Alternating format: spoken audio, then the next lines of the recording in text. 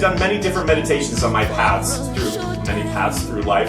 And one of them is relatively new for me, and it's an ancient Hawaiian meditation called Ho'oponopono. Say that 3 times fast. And Ho'oponopono. And no, you don't really have to say it 3 times fast. But so the interesting thing is this. What if you just did this daily mantra for yourself out in the world? There's 4 ways of doing it, and it's all the same way. I love you, I'm sorry, please forgive me, and thank you. Think about it. You've got your ass covered in all 4. You have got all bases covered if you could just mantra those on a daily basis. I love you, I'm sorry, please forgive me, and thank you. Think about it. Well, first of all, the first one is obvious, love, right?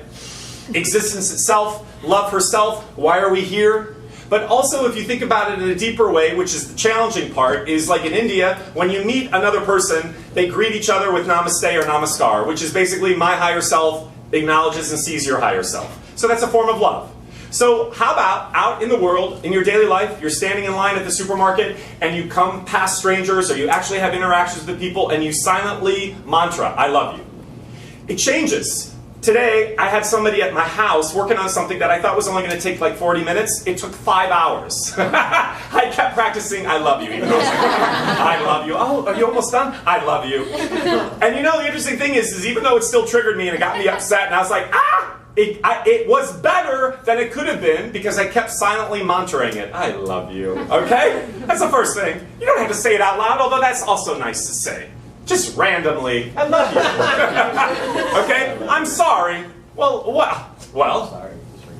here's the interesting thing about I'm sorry. I'm going to come to the please forgive me in a second, so it's the I'm sorry isn't the way you think it is. I'm sorry is an I'm sorry to self, meaning you don't see yourself the way you really are. You see yourself the way you incorrectly identify yourself through the thoughts you think. Bam! I'll say it again.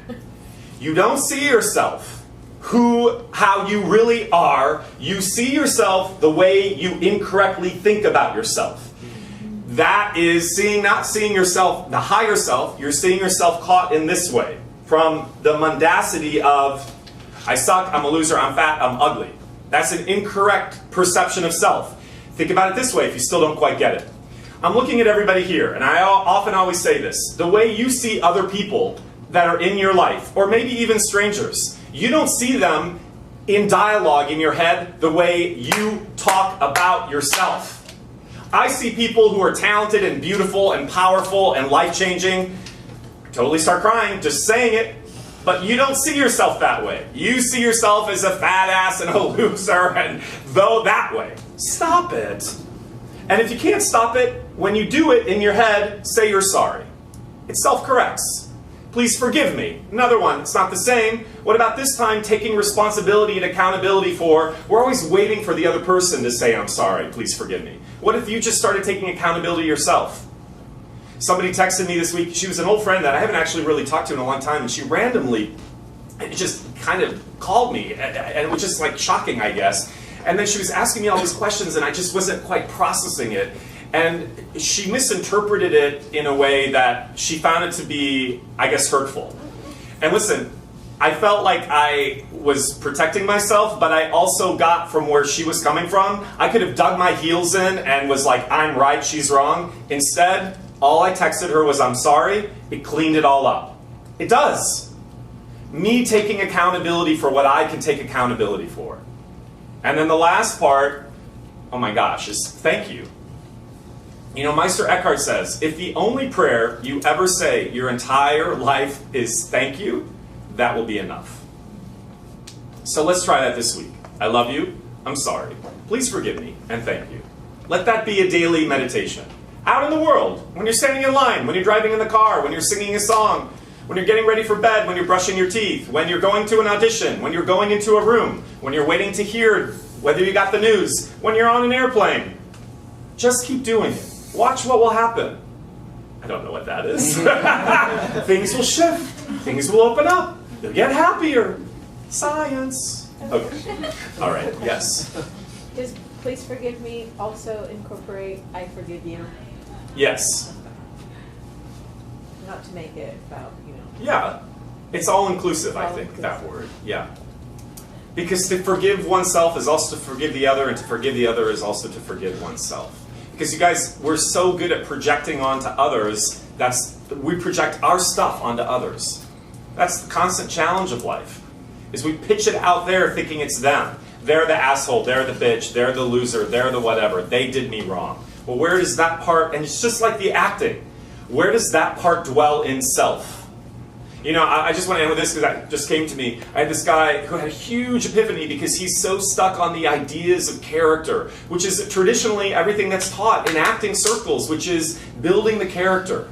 And he had huge, thunderous, like, when I work with actors, especially who are new to this, but always, literally, it's almost like I see their brain go like this and like, whoa!